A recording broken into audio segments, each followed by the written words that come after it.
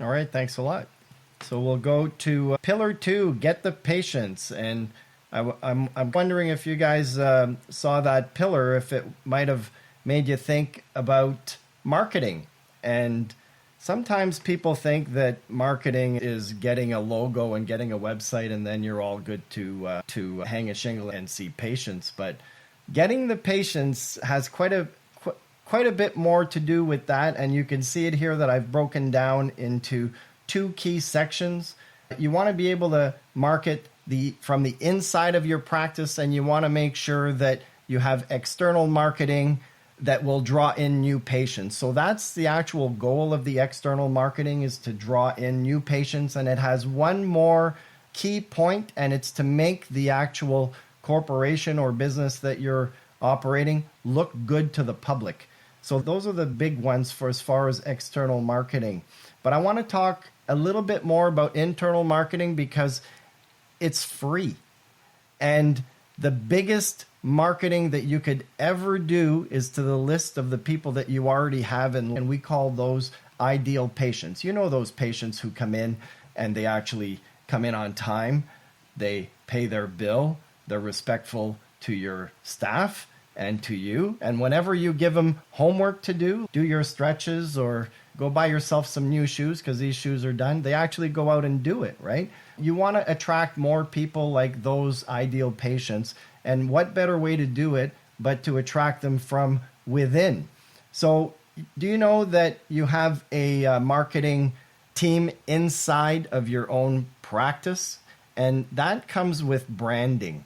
So branding and marketing are not the same thing. If you thought of branding as who you are as a person, who you are being reflected as a company, and then you put all that together and you create, you've heard of these before, your purpose and your value statement, your core values and your mission, and all of that stuff that basically puts on paper. You say yourself, I'm a good person. Well, that's great. If you want other people to know that you're a good person, you come out in your branding and you actually, that's how you actually show it. But your marketing is going to be the way that you can be really creative with all of the different branding points that you've created that will never really change, because how do you change your core values? If those are your values, unless something really big happens, I don't know, you change your mind to maybe better ones. But the way that you express them is through your marketing. And I said at the beginning, marketing a lot of times is all about, people think it's a logo and a website. You got to have your colors. You got to have your logo, and consistency is a big one. Remember I said you have a marketing team inside your practice. You know who those people are? They're your staff. So if you're empowering your staff to talk good about the company and you teach them about your philosophy as you've built this organization and how you want your staff to talk to the public about the company, do you know what's going to happen? Only good things. And then they're going to talk to their friends, and their friends are going to come and bang down your door for the simple reason that they want to have the same treatment that their friends got, right? And then if you have consistency built into your branding, where your purpose and your talking points, and every time somebody's going to ask a question, you're going to have that exact same answer. It doesn't have to be word for word, and you don't have to be worried about your staff saying something they shouldn't say, because it's in your branding and you've sat down and you've actually put it on paper and you taught them. And then the marketing, they can use their own personality, and you like these people, right? That you've hired. So you let them express it in their own way, in a way that they're comfortable with, of the messaging that they're going to put out that's good about your company into the world. Once you have your defined audience, which is your ideal patient, they're your target market, and you always send your branding message, your strategy, through your marketing, through your personality, and how you're going to do it through social media or paper or whatnot. I'll stop there because I can keep going all day. Your turn, guys. Hey, thanks, Pat. This is always an interesting one. Once you start talking about money, And I think that there are many different ways about how we view money and how we manage money and how we look at money as far as how we're going to move forward. Put some bullet points down there and some of the ideas and some of the ways that we mind our money, manage our money. Having Kathy and I both having been through this process and also sold a practice, we've been through the whole process that leads to through transition and basically it's really your exit strategy. The really important thing I think to remember about any of this, and we're going to touch on a number of different things, is that it's never too early to start an exit strategy, but it can be too late. So you can start on day one, and day one, what are we talking about? We're talking about some of the things that Pat and Tina have already been talking about. We're talking about scheduling. We're talking about marketing. We're talking about building a practice that somebody wants, that somebody actually wants to run. Somebody, you've got the right kind of patients, it's generating the right kind of revenues. It's attractive. It's attractive to not only potential buyers, it's attractive to you. So when we look at this a little bit more, we're talking about diversifying services. What do we talk about? We're looking at potentially, what kind of services are you offering? Are you doing primarily nail care? What are your orthodontic numbers? Do you do nail surgeries? Do you do wart treatments? Certain procedures that are at the higher end of the profitability scale. How are you setting yourself up for management plans and those types of things? They're absolutely crucial part of that whole building that trust, and it's that internal marketing which feeds off itself. Kathy, you jump into the next one. Yeah, so the whole thing about the succession transition is everything before that. You've got to set up your practice to be, like Pete said, it's got to be an attractive practice for somebody else to take over. You want to get a financial planner involved in this as well as a good lawyer, a good accountant. An accountant is absolutely invaluable, who knows what they're doing with medical corporations. They can save you a lot of money when you sell. There's a lot of strategies that they can employ so you can keep your money rather than pay it in taxes. So yeah, everything you've done, everything you've built, the more money that your practice nets, then the bigger the worth of your practice when you go to sell it. And you want to make sure with your financial planner that you're all set up, that you've got sufficient funds to retire with. Yeah, and I think if we look at some of these, we've talked about effective pricing strategies. How often are you looking at your fee schedules, for example? Are you in line with your competition? Are you below that? Are you higher than that? It's interesting here in Halifax where I work. I'm about 30%. I charge about 30% more than any other podiatrist in the community. It's because of the services that I offer. So I'm very specific in the services that I offer. I don't offer everything. I only offer very few services. People know what they're coming to me for. So there's different ways you can do that, but your pricing strategy is very important. Other thing is optimizing billing systems. And what we're really getting at there is just tapping into that idea, that concept that your EMRs are working correctly. You're gathering data, you're understanding about what's going on within your practice and how you're generating that revenue, where that revenue is going. The last thing we're going to touch on is just that idea of the financial planning. There's the financial planning for your business and for the office itself, and then there's the financial planning for your future. They are really inextricably linked. You can't really separate them out. The two work together, and by having people that on a team that are working for you, your lawyer, your accountant, your financial planner, and they're communicating together, that can really set you up for your exit strategy, whether it's in 5 years, whether it's in 20 years. Thank you. Perfect. So pillar number 4. Okay, so for pillar 4, keep the staff. So unlike pillar 3, for your staff, it's not all about the money, for them at least. I think sometimes we think it's the money and benefits. They might come for it, but they don't stay. That's not why they're staying. I'm going to start just with why is keeping the staff so important. And I'm going to state the obvious. So as clinic owners, you know that a dedicated and skilled team really is the backbone of your practice. Without your support staff, you would be answering your own phones, you'd be cleaning your own instruments. There's so many things that they do for you and your other providers and how they support you. And then without your clinical staff, for those of you who have multiple providers, Without them, you'd be booking months out into the future, you'd be seeing less new patients, you'd have no room for orthotics, for surgeries. You might find yourself drowning in foot care and unable to manage your patient load. So and now I'm going to pass it off to Dave, who's really going to talk to you about just how do you avoid high staff turnover, which is super expensive and stressful, and instead how you keep all your positions filled and how to have a highly functional team that really loves to come to work. Absolutely. If you're under the impression you can do everything by yourself, it's my experience you're mistaken. Staff is critical for your support, for your foundation. They're your team that holds you up, and it's so important. And the couple key points we're just gonna chat briefly about today is you want to provide stability and flexibility for your team. You want to provide them with training and continuing learning opportunities, regular open communication with your staff. Oh my goodness, how critical is that? Employee engagement. There's so many different levels that we actually engage with our team and make sure that they feel welcome and make sure that they feel heard. Recognition and rewards, I'm going to go over that really quick, but also being a supportive and respectful workplace culture. Nobody wants to come to work in a toxic environment.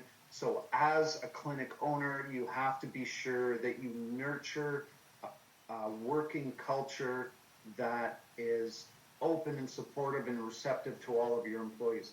So the first thing we're just going to jab at here is the stability and flexibility. Offering stable working hours with some flexibility is important for your employees. They need to know that they can count on a steady paycheck and know that you acknowledge they have a life outside of work. So stability and flexibility should be evident not just in the way that you converse with your employees, but it also needs to be evident in your clinic policies and your clinic processes. You need to ensure your clinic processes and policies are applied consistently. Everybody needs to know, right from little kids all the way to the top, a rule's a rule. This is how we do, this is how we manage. And when you establish that early on, it really pays off in spades down the track because they know where they stand, they know what you expect as a clinic owner. But remember, you will need your staff to have the flexibility and the confidence for making independent decisions that are still in line with your clinic policies. That's a really good one.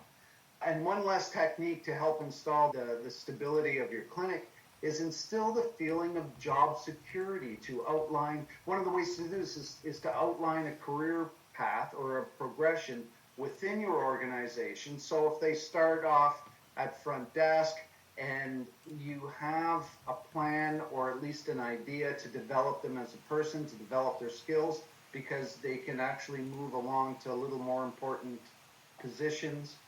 But it also is a fancy way to work in cross-training, which is another strategy we could probably hit on a little bit later. But the next thing you want to make sure your staff are involved with is training and continuous learning. So for them to feel fulfilled in their position, your staff need to be fully trained in the skills they need to do their job. No one is happy when they're doing something that they don't feel that they're good at or they're competent at.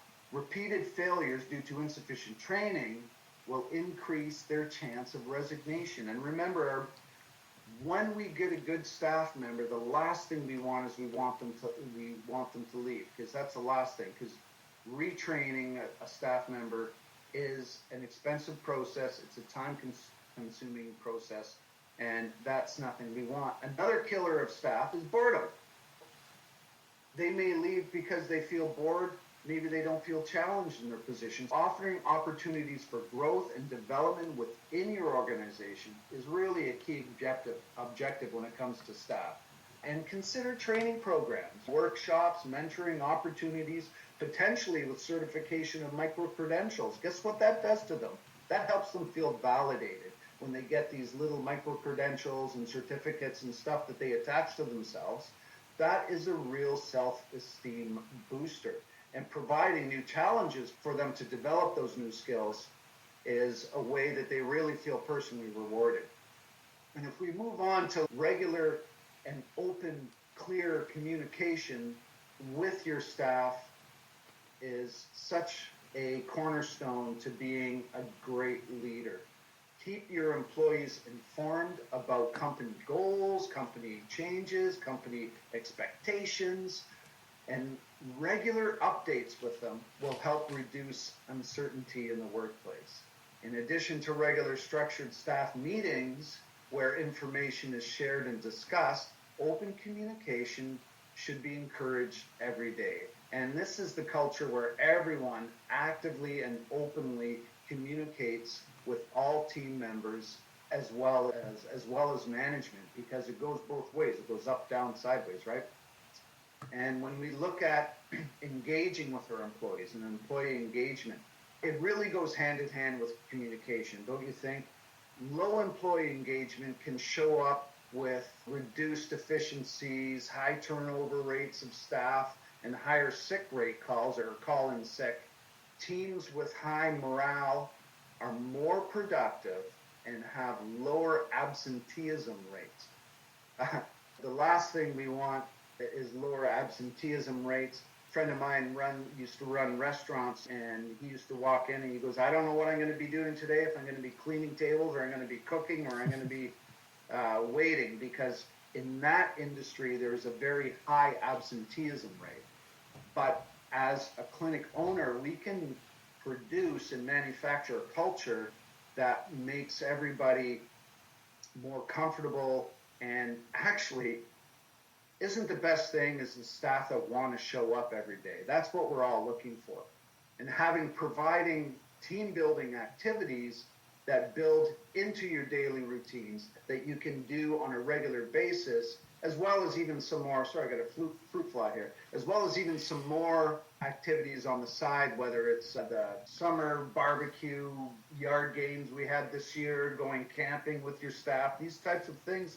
Man, it gets them engaged, it gets them plugged in. And you know what the good thing about being a clinic owner is, you have the opportunity to recognize and reward your staff when they're ready for it. So regularly, or when they've earned it, when regularly acknowledging and rewarding your employees' hard work and their achievements, that really makes a difference in how they feel about being welcome, and it builds up their self-esteem. Recognition can be as simple as a thank you, or I really appreciate that, when you say to them what they do. And taking the time to recognize important milestones and achievements. I mean, we do silly things at our clinic. We have, as an employer, you have an employment record. You know the first day they started there. Guess what? You also know their first year anniversary. We tend to have, right now anyways, female employees. A little bouquet of flowers or something goes a long way, a card, these types of things. And they really want to feel gratified. They want to feel welcomed. So taking time to recognize the important milestones and achievements really pays off in spades. And this will boost morale, and it will boost confidence, and it will nurture a feeling of self-worth. And finally, providing a supportive and respectful work environment or workplace culture. It's so important these days. It all starts with you, the practice owner, the CEO, the manager of your company.